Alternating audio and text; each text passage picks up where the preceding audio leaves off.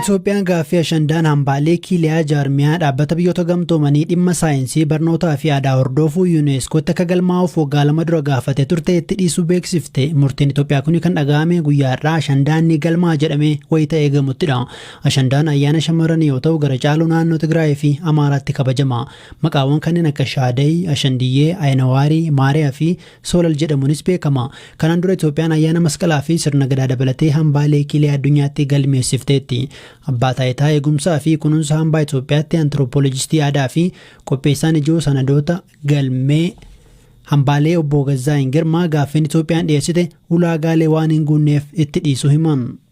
አንደኛው አልተሟላም የተባለው ቅርሱ የሰብአዊ መብቶች የሚያከብር ኡላጋን ጀልቀበን ጉኔ ጀደሜ ተኮፋን ምርገና ሞማ ከን ከበጁ ከሰቱ ወልቅጡማ ኮርኒያ ከን ጀጀቤሱ ፊ ቤክስ ተው ይሙልሱ ለመፋን አምባን ኩንገልማውን አምባሌ ብሮፍ ትፉፍንሳን ኤጉምሰ ከታስፈሙፍ ስርናን ይሙልሱ ከን ጀዱዳ ኡላጋ ሰደፋን ሞ አምባን ኩንገልማው ፊ ቤከምቲ አርገቹ ሳቲን ወልቀበቴ ሶዳ ጅሩዳ ቡአ ማለቃ አርገቹፍ አመ ኤገሜን ኦል ደልደላፍ ኦሉ መላ kan jedhutu dhiyaatee ture. Isa kana tiksuudhaaf tooftaa gargaaru hin keenye jedhan. Sodaa akkasii hawaasni fi biiroon aadaa fi turizimii waliin ta'uudhaan tooftaan ittiin to'achuu danda'an jira jennee yaada dhiyeessineerra. መንገዶች አሉ የሚል መከራከሪያና ሌሎችም እንግዲህ እንትኖች አቅርበን ነበር.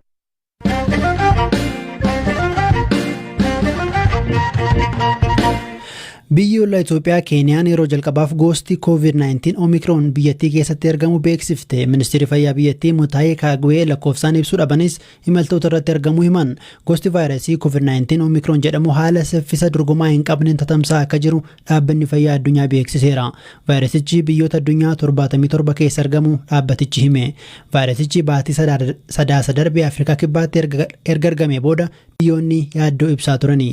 Hoogganaan olaanaa dhaabbata fayyaa addunyaa Dr. Tedros Adhanom bira hin ga'amne malee biyyoota kaan keessa jiraachuu mala of eeggannoonis cimuu mala jechuun ergaa dabarsaniiru. 77 countries have now reported cases of Omicron. Hanga ammaatti biyyaaleen 77 biyya isaanii keessatti gosti COVID-19 Omicron jedhamu argamu irra gahaniiru. Osoo mallee qoratamee bira gahamuu dhabee Omicron biyyoota hedduu keessa jira ta'a. Gosti COVID-19 kun haala kana dura agarree hin beekneen saffisa guddaan tatamsa'aa jira. Omicron namarratti mallattoo cimaa hin agarsiisu isa jedhamuun yaaddoo qabna. Osoo mallee Omicron jabaatti nama dhukkubsuu baate lakkoofsi namoota qabamanii sirna fayyaa dursee hin qophoofne sadarkaa to'achuu hin dandeenye irra geessisuu danda'a. Ifa ta'uun barbaada. Talaalliin qofti biyya kamuu rakkoo fayyaa kana keessaa baasuu hin danda'u. Biyyoonni tarkaanfii fala fidu hordofuu qabu. Talaalliirra maaskii godhachuu, walirraa fagaachuu, akkasumas lammiileen qulqullina harkaa akka eegan dhaamuu qabu. It's not vaccines instead of ventilation or hand hygiene.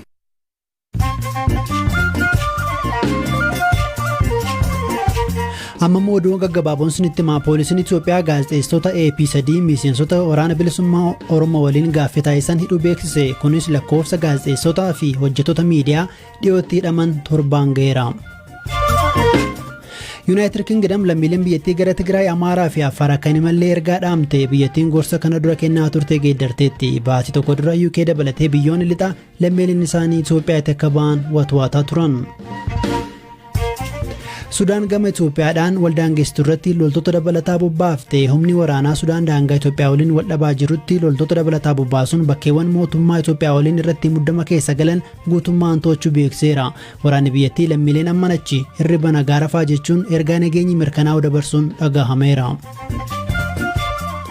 Sergio Agueroon imimmaaniin kubbaa miilaatti nagaa dhaammate. Injifataan Manchester City fi lammii Arjentiinaa Agueroon Baarseloonaa fi Atleetico Madridiif taphateera.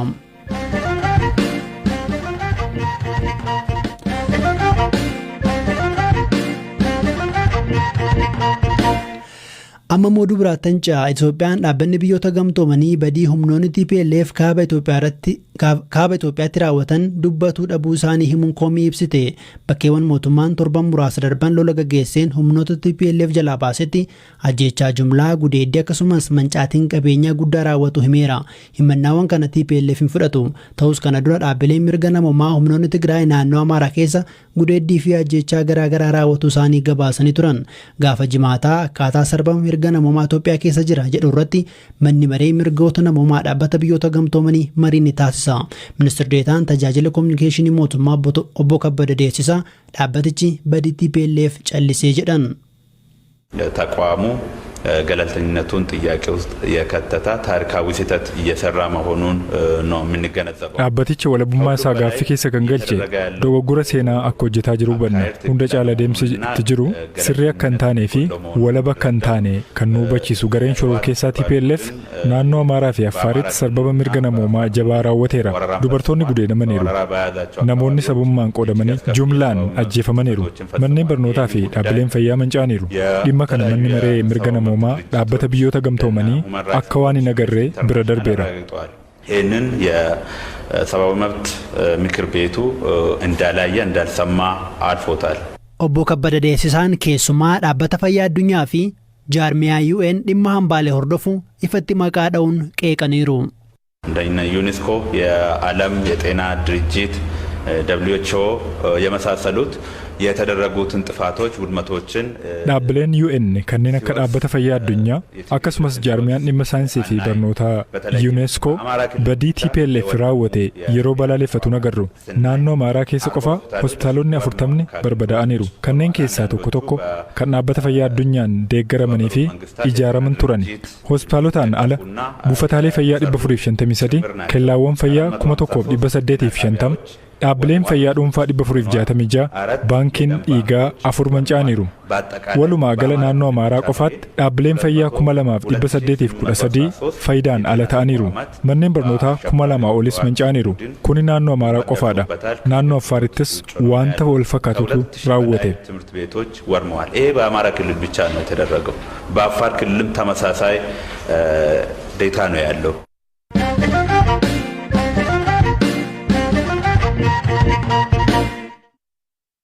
Godina Shawaa Lixaa aanaa Baakkoo Tibbeetti qonnaan bultoonni hidhattoota waraana bilisummaa Oromoon mannii fi midhaan tuullaa jalaa gubatu BBC'tti himan. Qonnaan bulaan dubbisne tokko kana dura manni jalaa gubatuu fi torban darbee immoo midhaan xaafii hektaara tokko bakka haamameetti gubatu himaniiru.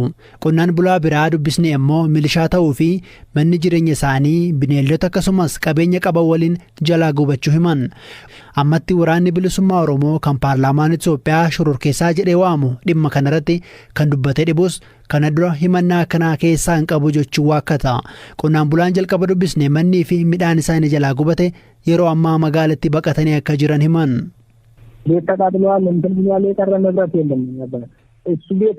Manni gubateera. Wanti hafe hin jiru. Manni kiyya sadaasa bultii 30 gubate. Guyyaa kaleessaa immoo xaafiin hektaara tokko haamame gubateera.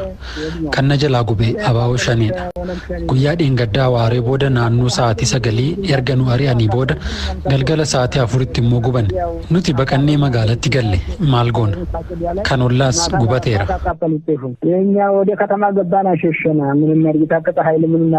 Qonnaan bulaa biraa dubbisne immoo abbaa ijoollee 6 ta'uu kan nutti himan yoo ta'u qawwee mootummaan isaan hidhachiiseen milishaa ta'uun hojjetu.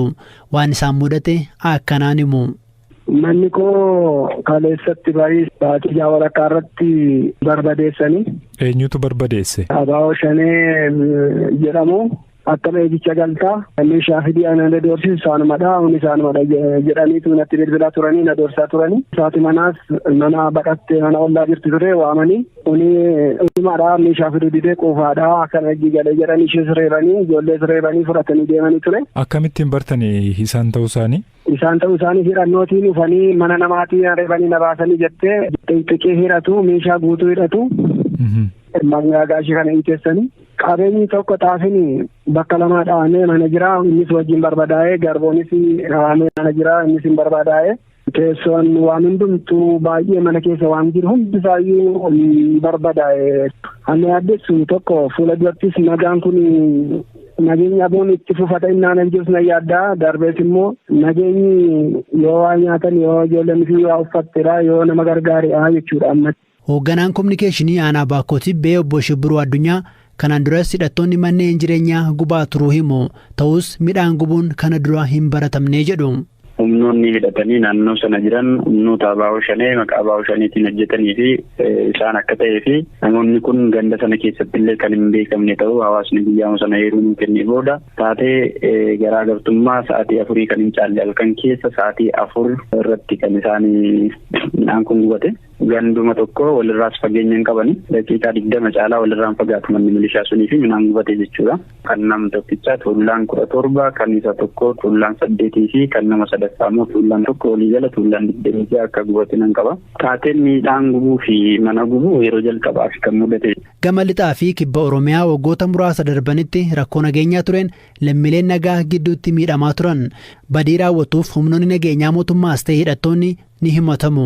Akka fakkeenyaatti baatii darbe aartist Jaallee Amantee yookiin Kabbitoo jedhamuun beekamu abbaan isaa maanguddoo ganna 70 kan ilmi isaanii miseensa waraana bilisummaa Oromoo ta'e erga poolisiin to'atamanii booda ajjeefamuu maatiin himaniiru. Waboodhaa bosona jedhamee sababa mucaa isaatiin hidhamee ture torban lamaan irra sanboota mana hidhaa tursiisanii gaddakamanii hidhaa keessaa baasanii karaarratti ajjeesanii sa'aatii dheeraadhaaf akkas gara sa'aatii 5 akka reeffi hin taane dorganii nama guddaadhaa kan reeffa isaa xiqqaasee jedhanii gaafa deeman isaan sa'aatii wayiitti fidamanii jedhame namni jaarsummaa deemee gaafachuu dandeenye awwaala isaarraan gaafachuu dandeenye. Poolisiin himannaa ilmi dhiyeesse irratti homaa hin dubbanne. Himannaa ulfaataa kana dura ka'aa ture irratti garuu mootummaan harka keessaa hin qabu jedha. Humnoonni mootummaa ajjeechaa ilmi keessan shaneedha fidaa jedhanii maatii dararuun akkasumas mana gubuun kan himataman jiru. Faallaan immoo hidhattoonni qondaaltota mootummaa mana milishaa yookiin nama mootummaaf dalaga jedhan gubuun akkasumas ajjeesuun himatamuun waan haaraa miti. Garuu badii nama tokkoof maatiin yookiin miseensi maatii ni gaafatama. Barnoota seeraan barataa digirii 3ffaa kan ta'anii fi yeroo ammaa biyya Xaaliyaanitti qorannoo taasisaa kan jiran obbo Abdii Gurmeessaa gaafanne. Seeronni idil-addunyaa yaada waliigalaa yookaan fireemworkii kaanii fi addatti immoo seerri akka Itoophiyaa qajeeltoowwan seeraa yookaan immoo principles of legality jedhee seera keessatti kan kaa'ee jiru yakki uumama isaarraa kaasee kan dhuunfaati yookaan immoo personaalidha jechuudha. Ijoolleenis maatiinis ijoollee isaanii bakka bu'anii gaafatamuu hin danda'ani yakki ofuma isaa personaalidha waan ta'eef. Dhimma kana hoo koomishiniin mirga namoomaa Itoophiyaa qubanii qaba. Dhaabbatichatti daayireektara qorannoo fi to'annoo mirga namoomaa kan ta'an obbo Imaad Abdul Fattah. Nama tokko sirriisan ilmi kee abbaan kee yookiin namni biroo asii wajjin firooma qabu nama biraa itti gaafatamaa godhee ilaalu yoo kan jiraatu taate sun sirrii miti. Inni kun bira dhufee qorannee mirkaneessineedha kan ittiin jechuu danda'u. Dhaggeeffattoota keenya sagantaan BBC Afaan Oromoo roobii galgalaa xumuramutti jira. Oduuwwan dabalataan sinitti Naayijeriyaatti namichi seexana waaqessu tokko konkolaataa waliin awwaalamuun gabaafame. Awwaalcha akkanaa agarreen beennu jedhaniiru jiraattonni. Maanguddoon ganna 70 kun haadha warraa 57 akka qaban himaniiru. Manni murtii Afrikaa Kibbaa pirezidaantiin duraanii biyyattii Jaakob Zuma sababa fayyaatiin wabiin gadhiifamuun isaanii bu'uura seeraa kan hin qabnedha jechuun gara mana hidhaatti akka deebifamaniif ajaje. Zumaan sababa rakkoo fayyaa ifa hin taasifamneen fulbaana 5 irraa eegalee mana hidhaatti gadhiifamanii turan.